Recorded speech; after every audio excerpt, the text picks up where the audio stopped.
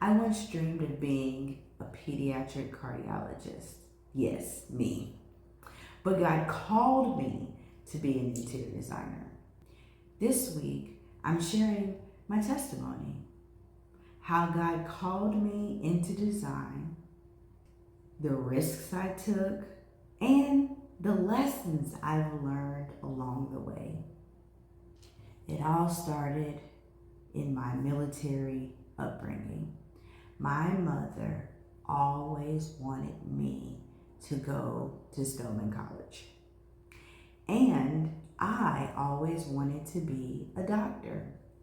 And so, because Spelman College was a prestigious school in the African American community, I knew that that's where I was going to start my journey into medicine.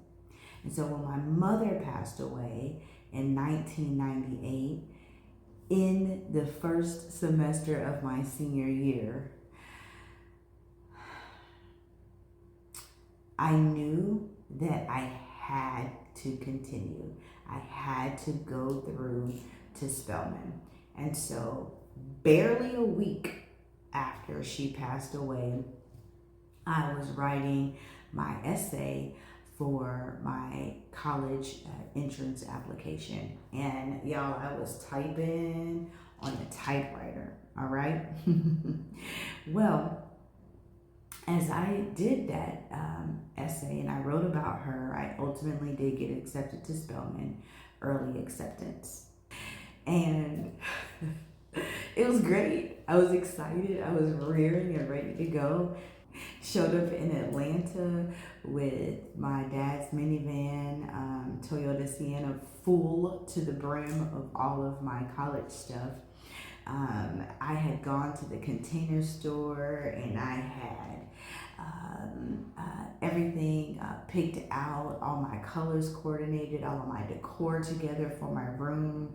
I had gone to, I can't remember what other store I went to, but I had searched out the bedding. I used to love animal print, so I had like a whole collection of leopard print bedding and accessories and all of that. Like, my room was on a 9. Do you hear what I'm saying? It was amazing. And I got to school, and let me tell you what wasn't amazing: my grades, which was wild because this was the first time in my life that I had ever gotten bad grades. Prior to this, I was a straight A student. I mean, I got all A's plus some. My GPA was amazing. When I graduated from high school, and my GPA at Spelman was like a 2 point something, I was failing miserably, okay? Biology 101 is a weed out course, and baby, I got weeded out, and I could not understand what was going on, right? Because I was a great student. Did not make sense to me. And so a friend of a friend was talking to me one day, and he was like, you know, Sarissa, sometimes things don't work out the way we anticipate because we're not where God wants us to be. So maybe you should pray and ask God, where are you and where are you supposed to be? And so I prayed.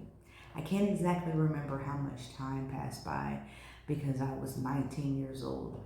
But what I do remember is that I was in my dorm room, looked over at my roommate, Nikki, and I said to Nikki, I said, when I get to be in my 30s, I'm gonna have a life crisis and be an interior designer.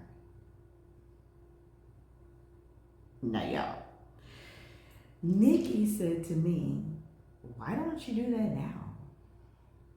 And I said, because I don't even know what that is. I did not have an inkling of a clue what an interior designer was. I had never even heard of the term before. That's how I knew that it was God. Because it certainly wasn't Sarissa. Now, as I look back over my life and this beginning of my journey into my design career, I'm reminded that God doesn't always give us a roadmap to our calling, right? We want to know, especially those of us that are dealing with control, we want to know every step of the way, what everything means, and all of that kind of stuff before we move. But the truth of the matter is that obedience comes before clarity. Abraham left his house to go to a place that he did not know before he knew where he was going, before he knew what God was going to do. He didn't have clarity. What he had was a promise, and what I had was a promise. I had no idea what design was, but I knew that God had called me to it. And so, if you feel like you've been called into design, I admonish you to move forward with obedience, and clarity will come as you go. Thank you for watching today's Weekday Refill.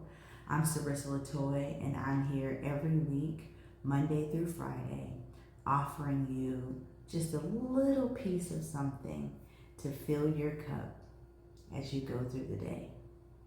So with that being said, thank you for joining me, and I will see you tomorrow for part 2. Don't forget to like, comment, and subscribe. Let me know why you became an interior designer down in the comments below. And until tomorrow, have a wonderful day.